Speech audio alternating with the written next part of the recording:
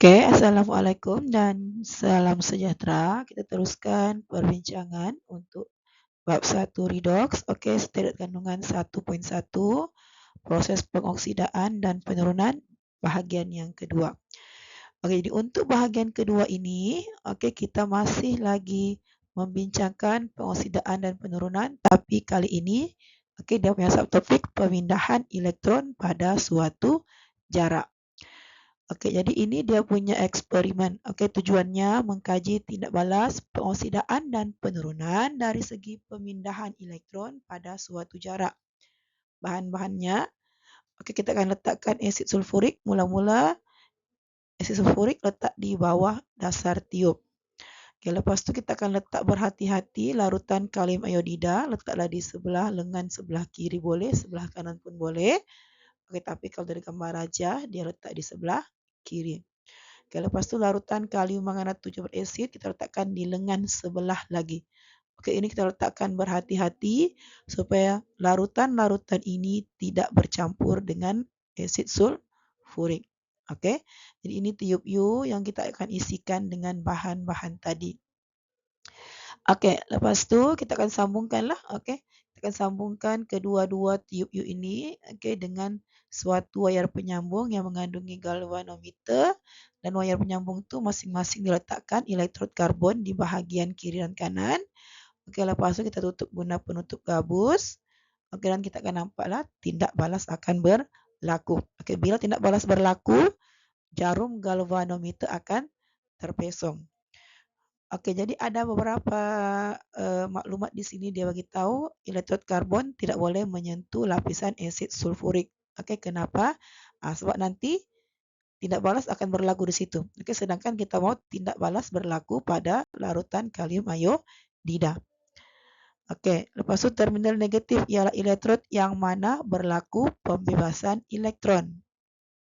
Oke, terminal positif ialah elektrod yang di mana berlaku penerimaan elektron. Jadi ini nih, oke, dia punya info ini kita boleh simpulkan menggunakan kita punya tips anode. Oke, jadi untuk menjawab soalan berkaitan tiup U, oke, tiup U ini adalah pemindahan elektron pada suatu jarak. Oke, ada dua perkara penting kita kena tahu.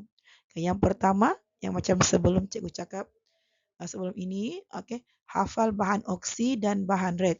Oke, hafal bahannya, persamaan ionnya, pemerhatiannya. Oke, lepas sudah kita hafal tu, oke, berdasarkan bahan kita hafal tu, kita cari mana bahan yang mengalami pengoksidaan. Oke, bahagian bahan itu kita tandakan sebagai anod. Anod ini membawa beberapa maksud. Maksudnya dia bertindak sebagai terminal anod, yaitu terminal negatif, oxidation berlaku dan dia akan derma elektron.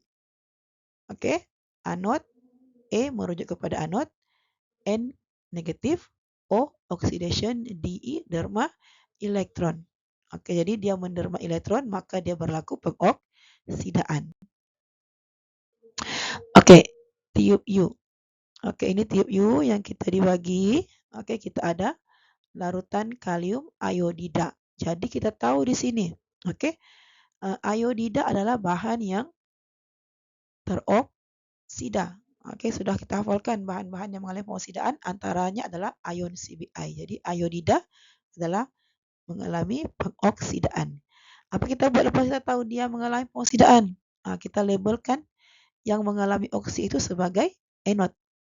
Oke, kita pun labelkan dia anode. Oke, E yang pertama merujuk kepada elektrod X ini, dia bertindak sebagai elektrod anode, yaitu terminal negatif, Ni negatif. Oke, lepas tu berlaku pengoksidaan dan dia menderma elektron. Jadi bila dia menderma elektron, dia suruh lukis. Oke, kamu lukislah sekurang-kurangnya satu anak panah dan satu simbol I. Oke, jadi anak panah cikgu lukis dua lah, satu. Oke, naik ke atas sebab dia bergerak dari, dia derma. Jadi derma kita kena letak anak panah ke atas dan di bawah ni dia menderma daripada sini. Oke, daripada kiri ke kanan. Oke, lepas tu tulis satu I. Tulislah I. Oke, bila dua anak panah tulislah dua I. Oke, ini wajib tulis bila dia suruh lukis. Oke, mesti ada anak panah dan I.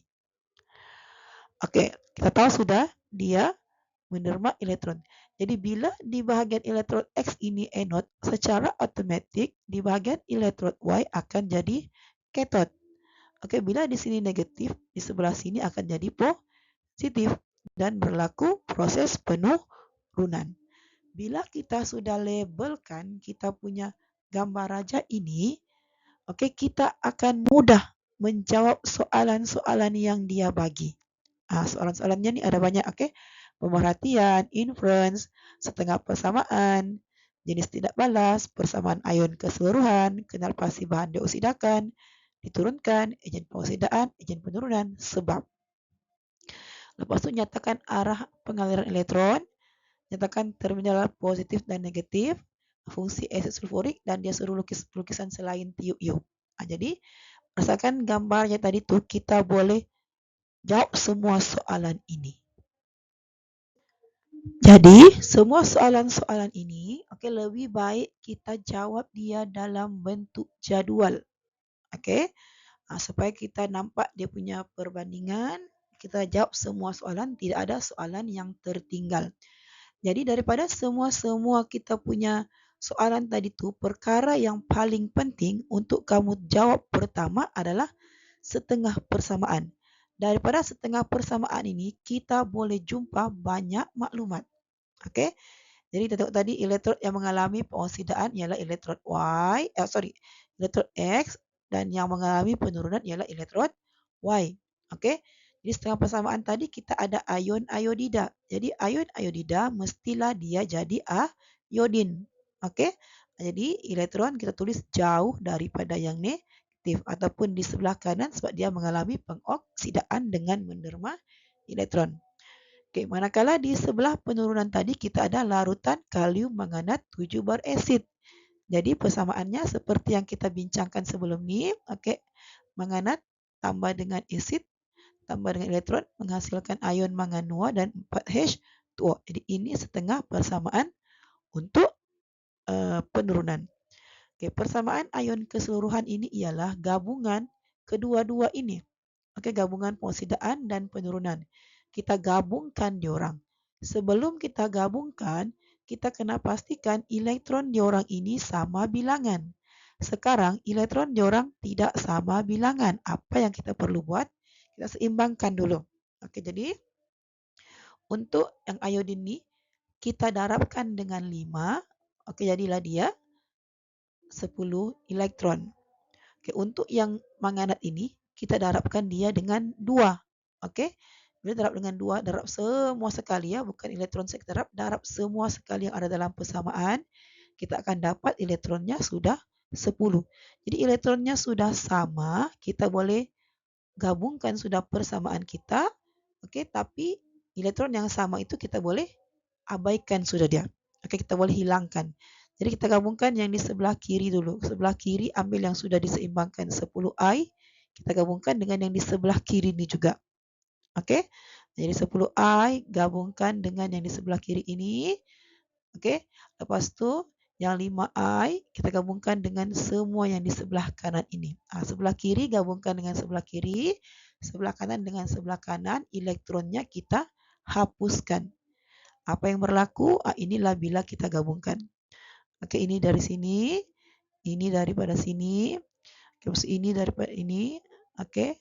Dan yang ini di sini. Jadi inilah persamaan ion keseluruhan. Jadi dia minta lagi bahan pengoksidaan, bahan penurunan dan sebabnya. Jadi tadi kita sudah tunjukkan, iodida adalah bahan yang mengalami pengoksidaan kerana menerima elektron. Manakala ion manganat 7, kerana menerima elektron. Lepas tu ejen dan sebab. Jadi ejen ini baliklah, bahan mengalami penurunan akan menjadi ejen pengoksidaan. Jadi ion manganat 7 kerana penerima elektron.